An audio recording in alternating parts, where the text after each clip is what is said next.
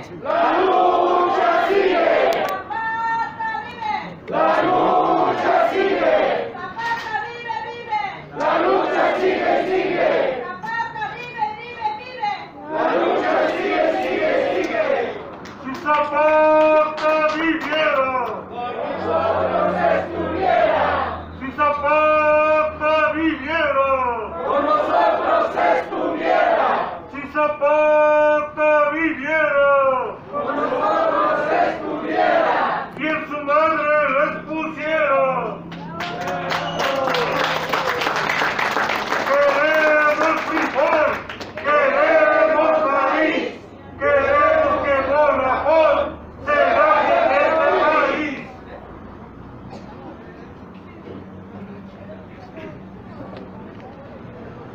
Por 9 años, Emiliano Zapata estuvo al frente del Ejército Libertador del Sur. Su lucha era para la justicia social, la libertad, la igualdad, democracia social, propiedad común de las tierras y el respeto a las comunidades indígenas, campesinos y obreros de México.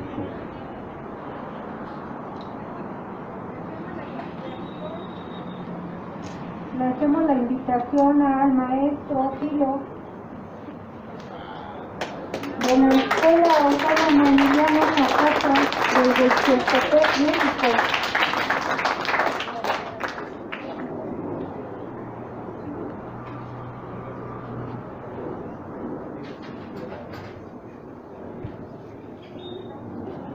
Autocnihuané, Tlaxo con Caquica y Tlaxo de Mictli.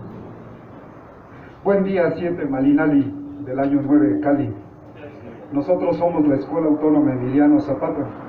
Tal vez cuando ustedes escuchen la palabra escuela, venga a su mente muchas aulas, maestros y alumnos, pero siento decepcionarlos, porque la nuestra es apenas una precaria aula, sin puertas ni ventanas, con techo de lámina, a la que acuden diariamente unos cuantos alumnas. En diciembre de este año cumplimos 17 años. No es mucho, lo sabemos, pero sí suficiente para un cambio generacional, porque resulta que algunos de los niños y jóvenes que hoy acuden a clases son hijos, hijas de quienes fueron mis alumnos hace ya varios años. Todas las clases son públicas, gratuitas y científicas. Al ser autónomos, nada tenemos que ver con la Secretaría de Educación Pública. A nadie, repito, a nadie tenemos que pedirle permiso o rendirle cuentas. Durante la pandemia nuestra aula estuvo abierta todo el tiempo, con las debidas medidas sanitarias. En nuestra humilde aula, varias personas han aprendido a leer y escribir, no solo en idioma español. Hombres y mujeres han aprendido a contar, no solo en el sistema de numeración de base 10, y con el paso de los años hemos aprendido a interpretar el mundo, pensar nuestra historia desde nuestra realidad, es decir, como pueblo náhuatl. Ergo, nosotros no entendemos el zapatismo desde la historia oficial que enseña la SEP en sus libros de texto, sino desde el pensamiento náhuatl. Queremos entonces en este día plantear el zapatismo desde el contexto de la historia del pueblo náhuatl, para lo cual dejaremos hablar, decir su palabra a 4 protagonistas involucrados en esta historia nuestra. 1.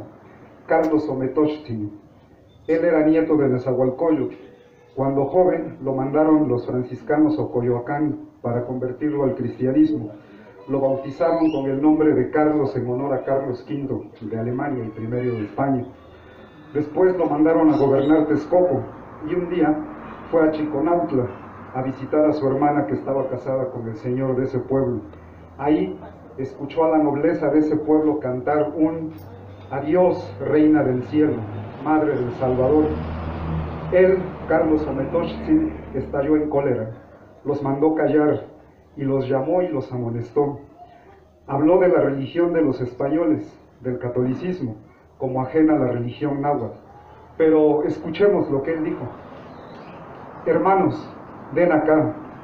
¿Quiénes son estos que nos mandan y están sobre nosotros y nos venden y nos vedan y deshacen?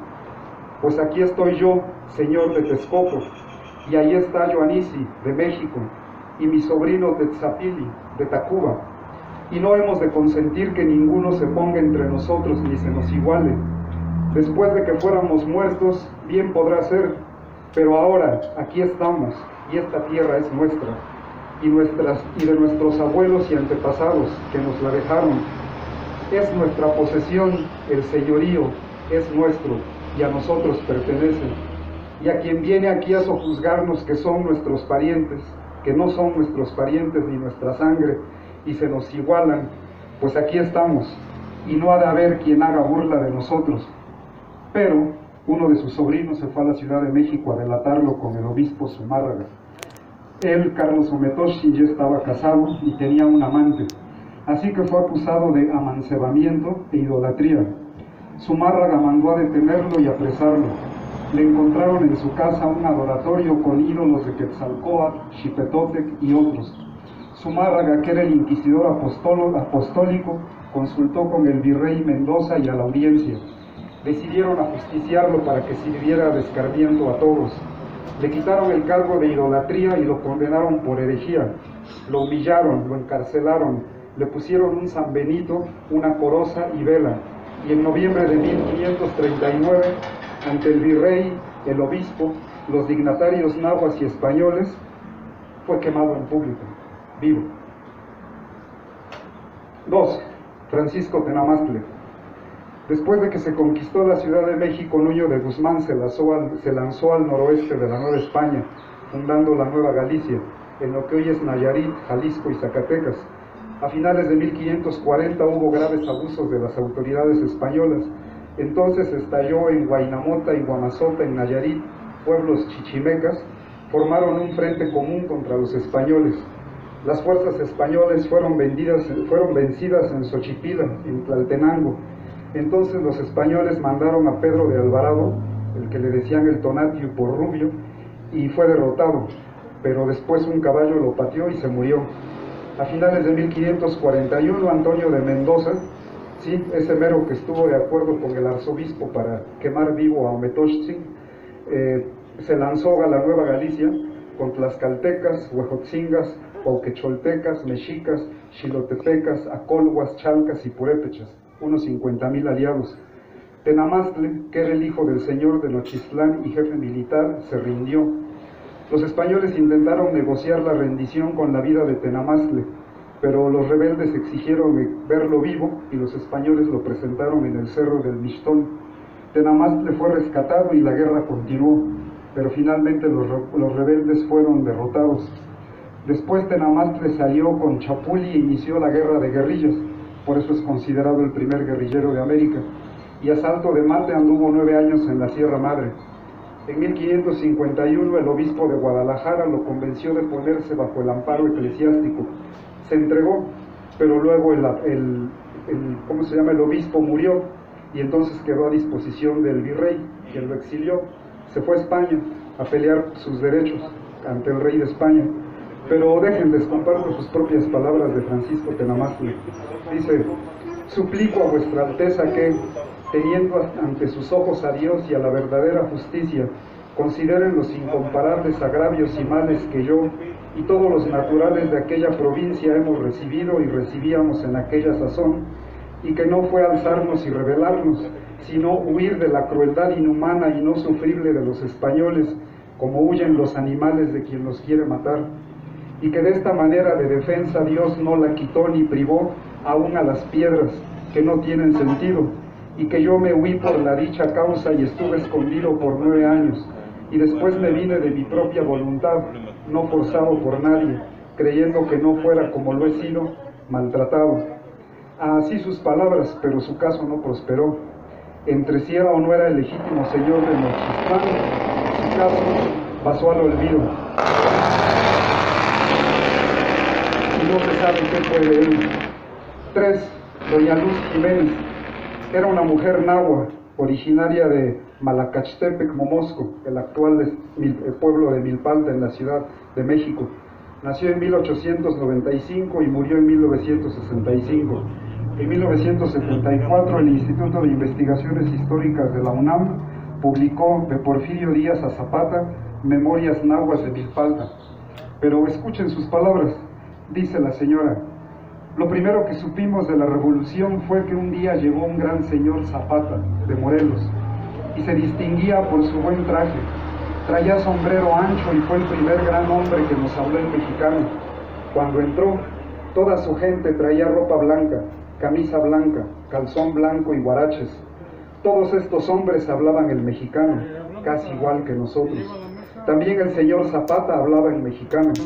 Cuando todos estos hombres entraron a Milpalta, se entendía lo que hablaban. Y 4, los manifiestos zapatistas en náhuatl. Son 4 los manifiestos, 2 en castellano y 2 en náhuatl. De cada par, uno está dirigido al contingente revolucionarios que habían estado al mando del caudillo tlaxcalteca Domingo Arenas, y los otros 2 a los pueblos de las zonas en que estas fuerzas operaban. Fueron firmados el 27 de abril de 1918 desde el cuartel general de Tlaltizapán, Morelos. Todos están firmados por el general en jefe del Ejército Libertador del Sur, Emiliano Zapata. Los textos de los escritos en náhuatl no son una traducción literal de los escritos en castellano.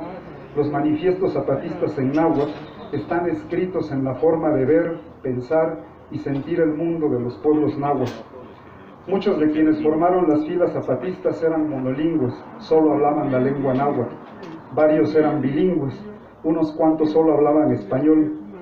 Zapata firma estos manifiestos y por sus palabras que la acompañan, habla la voz de los pueblos nahuas en rebeldía. Pero escuchemos sus palabras del manifiesto dirigido a la gente de los pueblos. Nonques altepeme, tlengo chichicagua, huanqui ishnamiki, nonque, huehueitin, tlalpialoanime, cristianos.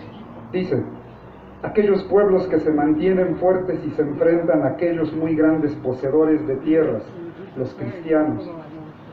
Bien interesante es la expresión tlapialoanime, cristianos, porque con este giro evoca la conquista española, los invasores, refiriéndose entonces los hacendados. Y en el manifiesto dirigido a los jefes oficiales y soldados de la división Arenas, les dicen: Mech yolegua, nan monochtil, iwan aki kinekis, de namewa, nan mopohuasque, y tlampa tobandera, cahuel yegua, ihuasca inaltepet, iwan tonahuac, nantequitisque, y pampa, nesetil netehuialoni, yeguan nan ashkan, iwan ashkan, incachi, hueytequi, tlentic chihuasque, ishpantotlacticpacnansin, que dice: nosotros los invitamos a ustedes, todos, y a quienes de ustedes quisiera, los contaremos al lado de nuestra bandera, porque bien ella es propiedad del pueblo, y a nuestro lado trabajarán por la unidad de la lucha, ya ahora, de alguna manera, el gran trabajo que haremos junto a nuestra madrecita la tierra. Les comento 3 palabras. Aparece en el texto náhuatl la palabra castellana bandera, tobandera, nuestra bandera. Irrumpen palabras en castellano en estos textos como patria, de y otras palabras. Pero piensen en la palabra bandera, en náhuatl se dice pantli y se refiere a un estandarte de carácter religioso. Y recuerden que el 6 de diciembre de 1914, el Ejército Libertador del Sur entró a la Ciudad de México y lo hizo con un estandarte, una bandera o pantli, con la imagen guadalupana al frente. Y ya instalados, los zapatistas acudieron a la Basílica de Guadalupe para, de alguna manera, pasar lista, saludar la pintura guadalupana, la bandera. Otra palabra que aparece es tehuialoni, sustantivo derivado del verbo tehuia, que quiere decir dar golpes con piedras. Metafóricamente hace referencia a la lucha y con ello se expresa la idea de la revolución. Y la tercera palabra es totlalticpacnantzin, de hondo significado, pues se refiere a la tierra con el concepto náhuatl de Tlalticpac, uno de los 3 planos cósmicos: arriba el Topan, abajo el Mictlan, y toda la superficie terrestre, pues es el Tlalticpac. Y el Tlalticpac es esta realidad, el mundo material que se yergue sobre la tierra. Pero, además, se une la palabra Nantli en su forma reverencial, Nantzin, dando como resultado nuestra venerada madrecita, la tierra. Compañeros, compañeras, cuando decimos que Zapata vive, no es que somos ingenuos o tontos y que no lo sabemos que el Zapata lo asesinaron hace 102 años. Bien lo sabemos que el cuerpo de nuestro general ya lo descarnó la tierra, pero lo que queda, lo que nos hereda, es una idea, y las ideas son a prueba de balas. Y esa idea, la de Zapata, es tan valiosa, tan grande, que es capaz de parir mundos nuevos, porque al día de hoy no solo un zapatismo lo hay, sino muchos, en muchos lados. El del estado de Chiapas es uno de ellos. Ustedes, habitantes de esta región, Cholula, Popocatépetl, Huejotzingo, y nosotros, de la Mixteca poblana, somos de raigambre náhuatl, como lo fueron los pueblos que hace un siglo con Zapata se levantaron contra los malos gobiernos. Y como pueblos nahuas hemos resistido esta guerra de exterminio por 5 siglos, la guerra del capitalismo contra la humanidad y contra la naturaleza. No nos conquistaron, no lograron exterminarnos. La prueba irrefutable es que aquí estamos hoy. Esta guerra enfrenta dos cosmovisiones, dos maneras de ver y entender el mundo. La de ellos, la occidental capitalista, contra la nuestra, la de los pueblos nahuas. Para ellos, la tierra, el agua, los bosques, la vida misma son simples mercancías, son para lucrar, para hacer negocio. Pero para nosotros, la naturaleza, sus elementos y sus fuerzas son de carácter sagrado. Y tenemos que cuidarla y defenderla a costa de nuestras vidas, si es preciso. Ellos, arriba, tienen la fuerza, armas, policías y militares para reprimirnos, encarcelarnos, asesinarnos. Nosotros, abajo, tenemos nuestra historia, nuestros rostros y corazones, nuestras flores y cantos. Y también tenemos los acuerdos de San Andrés, con nuestra autonomía en todos los ámbitos de nuestra vida, porque la solución no va a venir de arriba, sino que tenemos que construirla nosotros abajo, cada día.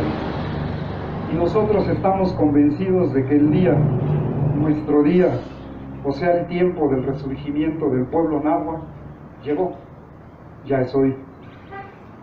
Xoxopantla technemitia, Intiocuitlaxilotl techonithuitia, Tlauquechol elot techoncoscatia, in ticmati, nel tocato, y yolo, tocniwa. Gracias, compañero.